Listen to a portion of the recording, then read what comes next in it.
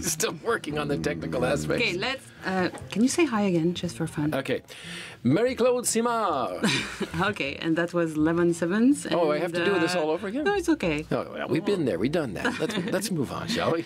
All right. No, the sound was off, but it's okay. Okay. So, we didn't get that? Yeah, but now we got it. Everything is good. Okay, well, 11 sevens. I'm here. Terry Higg. Hey, Marco. Marie-Claude Simard. Hi. And in the control room, Chantal Saint-Sauveur. All right, so we got most of that on, and we are live, you can tell,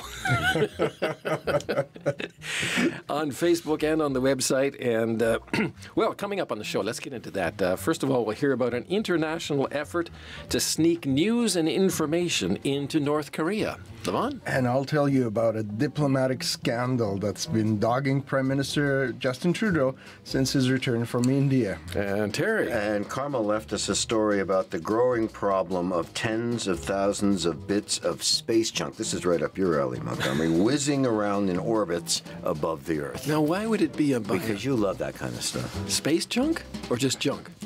Well, you love Mel Brooks, right? All right. Marie-Claude, you have something for us, too, a little bit later on. Yes, I'll be talking to you about cornbread the Mohawk way, and we'll taste it. Ah, diggity dog. Wow. That's coming up on the show, along with some of your comments to stories we have posted on the link online. All right, I'm going to take a look at... wait a minute, this is all mixed up here. How did that happen? What is going on? I think we had problems with the printer. I think, did somebody take my papers? Is that mine? I can give you your script. No, that's not the right one. Oh, it is the right one. But it's a new take on an old pop song. Is that where you're supposed to be? Yes. Okay. You want to read that line? Back in '79, "Message in a Bottle." You remember that by song? the Police? Yes. Message in a bottle. Well, this is a new take on that, and it's an international effort by a former North Korean political prisoner who escaped to the West, and he's trying to get information about the outside world back into North Korea, and it's called No Chain for North Korea, and it's a group of Dalhousie University students in Nova Scotia that have joined this effort to send USB flash keys loaded with information about life in the outside world to a people who only get propaganda. The flash keys are placed into bottles filled with rice, and then they're tossed into the sea off the North Korean coast, where seasonal ocean currents take them close inshore, and fishermen can pick them up. Now, I spoke to Robert Hewish, professor of international development studies at Dalhousie University, whose students are involved in the effort. And in this excerpt, he explains how the whole thing works. In North Korea, there are actually a lot of people who have access to computers. So hence, using USB flash drives is a very convenient way of getting media into North Korea to have it shared and disseminated. That said, it's very difficult to actually get materials into North Korea, as any sort of material that goes against the interests of the regime would be confiscated at seaports and at airports. So this leaves only a couple options. And the first option would be to actually send people from China into North Korea smuggling the goods, which is highly dangerous. Other attempts to get material in have involved using hot air balloons, waiting for the currents to be in the right direction, and then they go over the demilitarized zone from South Korea into North Korea. There's also been some groups that have used aerial drones. But this latest attempt of using bottles is making use of tidal currents that occur this time of year between December and February that off of the Incheon Island, just outside of Seoul, that these tidal currents carry material right into the harbor, various harbors inside of North Korea, where North Korean fishermen will come out, they'll collect bottles which contain rice, currency, USB keys, some other material as well. And they're collected and then distributed through their networks. What are the chances, though, of them getting this information and being arrested for it if they're caught with it, for example? It's pretty high risk in the sense that if there's any sort of search or seizure that's done on the North Korean fishing vessels, there would be consequences for that. Well, Professor Hewish, you put some American money in these bottles. I mean, I imagine the minute you produce that, there'd be questions asked, and again, you'd probably be or possibly be arrested. this is the thing, is that we're seeing survival in North Korea rely on black markets. And North Korea, just as many countries, does have access to some U.S. dollars, which are used to trade with smugglers, either by the Chinese border or near the maritime ports on either shore of North Korea. So smugglers, people who get goods into North Korea through non-official means, would be using U.S. currency as a mechanism for bribing officials or to gain access to those goods. Now, Professor Hewish, you're in Halifax, quite literally half a world away. How are these drives and bottles and so on arranged in that area of the world, off the coast of Korea? Right. So we've got a couple stages to this network. First, we have students here who are willingly giving over USB keys that they no longer need, flash drives. Those drives are then mailed down to a partner organization called No Chain for North Korea in Washington, D.C. The USB drives are scrubbed, they're cleaned, and then they're put on with K-pop music, documentaries, and even videos of students' lives in Halifax. Again, trying to give people in North Korea a sense of what life is like outside of their world. And then from Washington, the USB drives are sent to Seoul, where they're in the final stages of preparation, where they're then sent into North Korea. And that was Robert Hewish, Professor of International Development Studies at Dalhousie University in Nova Scotia. And the full story is in the highlights section of our website.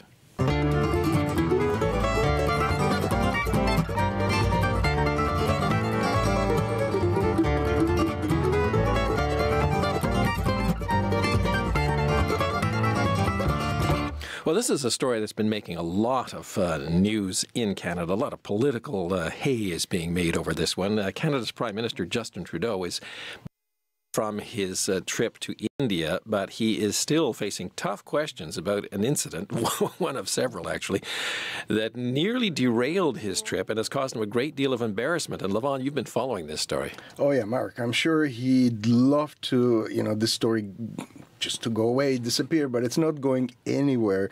And it's safe to say it's been the most embarrassing incident in Justin Trudeau's 2-year term. It all started last week when somebody spotted Jaspal Atwal at an official dinner hosted in Mumbai. The event in Trudeau's honor was organized by the Canadian High Commission in India. Now, the thing you need to know about Jaspal Atwal is that he is a former member of a banned Sikh terrorist. He's a Sikh Canadian, and he was convicted in 1986 in an assassination plot for his role in trying to assassinate a visiting Indian minister in British Columbia. Now, once the Prime Minister's office found out about this invitation, they canceled a second invitation to another dinner, this time at the Canadian High Commission in New Delhi. And of course, questions were raised right away. How did a person with Mr. Atwal's criminal past manage to get invitation not to one but 2 official dinners in India? Now, a British Columbia MP, Randeep Sarai, took the blame for the invitation to the dinners. But there were also questions about how did Mr. Atwal get a visa to visit India given his criminal past. And here where things got a lot weirder. Now, the Prime Minister's office organized a briefing, a background briefing, no names, with a senior Canadian national security official who said basically the following, that he believes that rogue elements within the Indian government organized the whole thing just to have Prime Minister Trudeau embarrassed and show him weak on terrorism, complacent on terrorism. And this really got attention of the Canadian opposition, and all kinds of questions started flying around. And listen to this exchange between the leader of the Canadian official opposition, Conservative Andrew Scheer, and Prime Minister Justin Trudeau on the floor of the House of Commons. Mr. Speaker, the question was, any one of the members members of the delegation had the right to invite guests without those names being submitted to the PMO? I'd answer that question. But, normally the worst a Prime Minister could do on a foreign trip would be to accomplish nothing. But the Prime Minister has taken failure to a new level. In fact, he's left our relations with India worse off than before he left. Now, the briefing to media on the Jaspar Atwal affair included the theory that was advanced by a national security official that India was somehow complicit in organizing this invitation. Does the Prime Minister agree with those allegations? Honourable Prime Minister. It's disappointing that the opposition doesn't recognize the importance of the Canada-India relationship. India's growing economy offers significant opportunities to strengthen Canada's middle class. We welcomed over $1 billion in investments between Canadian and Indian companies, which will lead to the creation of more than 5,800 good, well-paying middle-class jobs for Canadians. These investments will grow Canada's economy, encourage innovation and entrepreneurship, and increase collaboration. We know that it is the deep ties that unite Canada and India that help create these high-quality jobs. I remind honourable colleagues, including member for Dufferin-Culloden, of the rule in Standing Order 16 against interrupting when another member is speaking.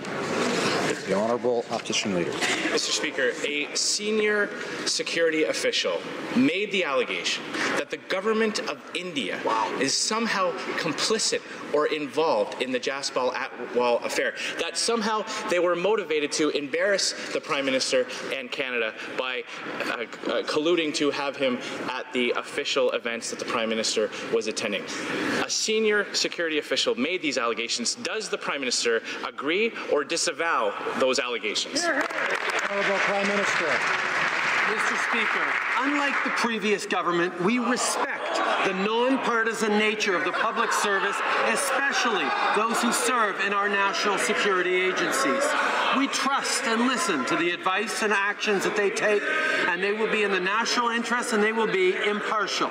All Canadians can be proud and should be proud of their non-partisan work, which our national security agencies carry out on a daily basis. The Honourable Leader of the Opposition. Mr. Speaker, will the Prime Minister tell the House whether or not anyone in his office arranged, organized, or participated in the media briefing provided to reporters that included the allegation that the government of India was somehow involved in his embarrassing blunder in India? Right, Honourable Prime Minister. Mr. Speaker, I can understand where the opposition finds this difficult, because for 10 years they used the professional public service for partisan ends. They torqued the public service every possible way they could, and they do not understand that our professional, non-partisan public service does high-quality work, and when one of our top diplomats and security officials says something to Canadians, it's because they know it to be true. That was an excerpt of an exchange on the floor of the House of Commons between the Leader of Canada's official opposition, Conservative MP Andrew Scheer, and Prime Minister Justin Trudeau. The Indian government responded immediately to Trudeau's explosive allegation, or basically admission, that he believes this national security official.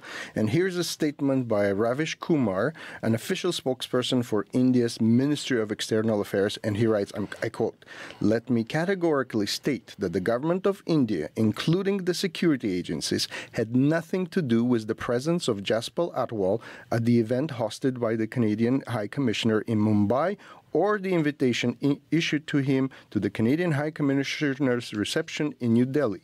Any suggestion to the contrary is baseless and unacceptable."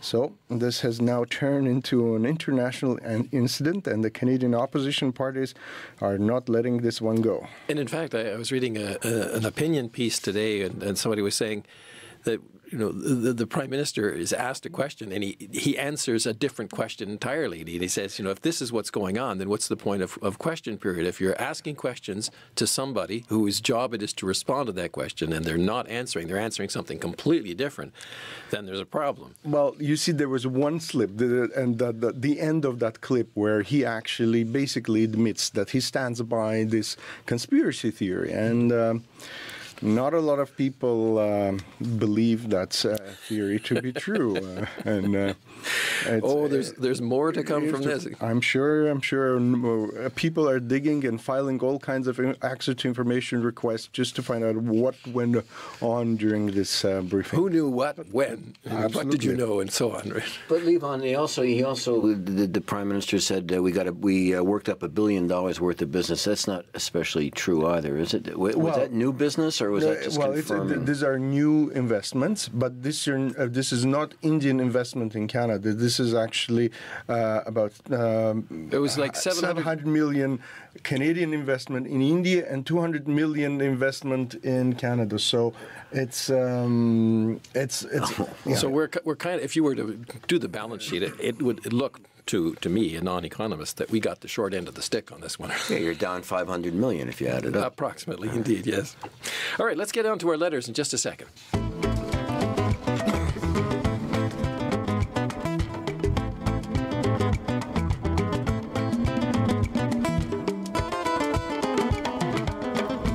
There we go. It's time for some of your comments that you posted to our various stories. And to start off, we had a lot of comments to the story that the public broadcaster, CBC Radio Canada, is closing its music libraries and archives.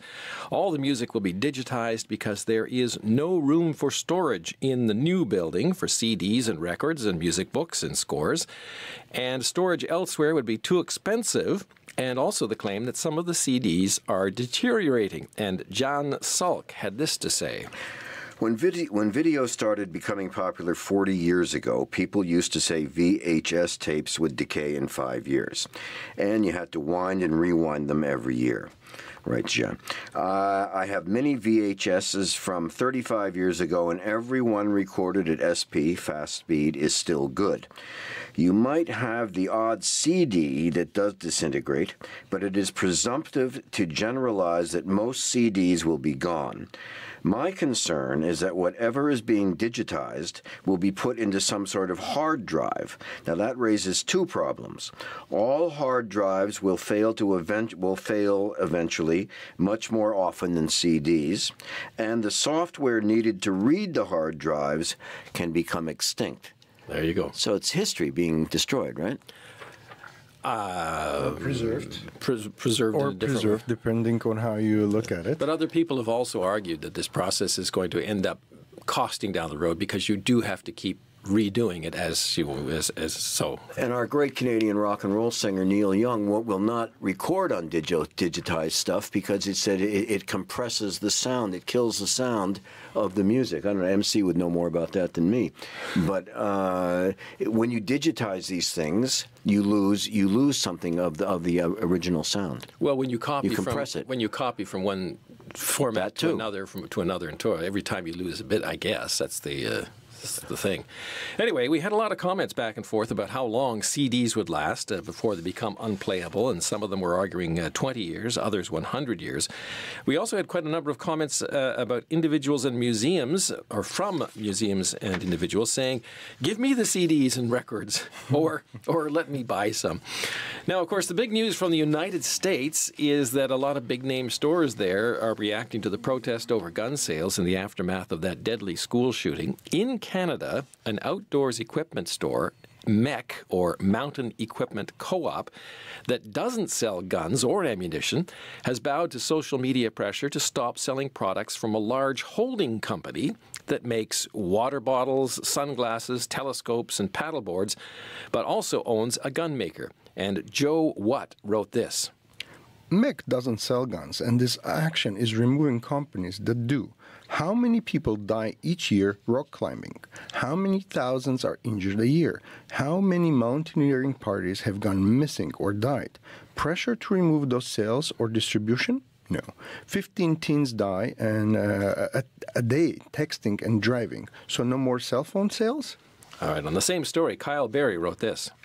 A well-balanced report, it would appear that MEC and its members have taken a bold step in their efforts to solve a problem that does not exist in this country. A bit of a tongue-in-cheek or backhanded compliment there. Glenn wrote about the Mountain Equipment Co-op decision as a result of social media pressure from its members and non-members, saying this. They didn't ask this licensed firearms owner, member. And Warren wrote, Okay, Warren, bye-bye, MEC. No more business of any kind for you, writes Warren. All right, back to another story, that of the removal of the statue of Edward Cornwallis from downtown Halifax, following protests from Indigenous groups that date back the protests are present, but the issue dates back to the mid-1700s, claiming that Cornwallis tried to wipe out the Indigenous Mi'kmaq, and Ray Blakeney wrote this. Thank you for your interview with Mr. DeVoe. I agree that to this point that has been a one-sided argument. The removal of the statue is one of revenge and not reconciliation. I am ashamed of the HRM City Council. They certainly do not represent the majority of taxpayers here. And HRM, I guess, is the Halifax Regional Municipality. All right. Listen, we're going to make sure we have enough time for Marie-Claude's Mohawk bread, speaking of things like that. And let's move on then. And we're going to talk about the story of space junk. And Terry, that was one that Carmel left for us. What does she say? Well, it's something she writes, it's something we almost never think about, but for scientists it's becoming a real problem. The space around the Earth is becoming, so are the oceans too, is becoming crowded with satellites and with all kinds of space junk. Everything from worn-out satellites to hammers and screws that have slipped from astronauts' hands is zipping around the Earth at some 17,000 kilometers an hour. Some are actually huge, such as a Chinese space station the size of a bus, now abandoned.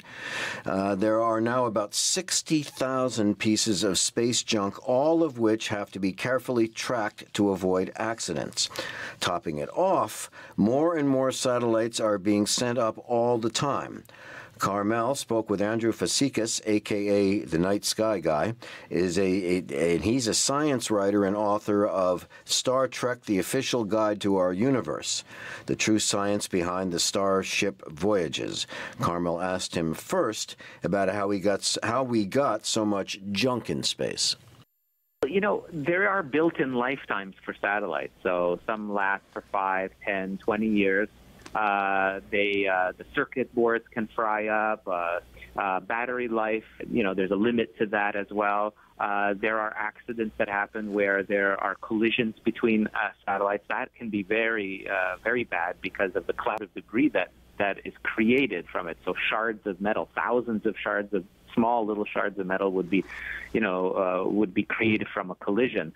And this just adds to the cosmic mess. So, when we're looking at how many objects there are, space junk orbiting around Earth, NORAD actually uses their radar system, and it's tracking nearly 60,000 pieces of space junk that are at least the size of a basketball. Wow.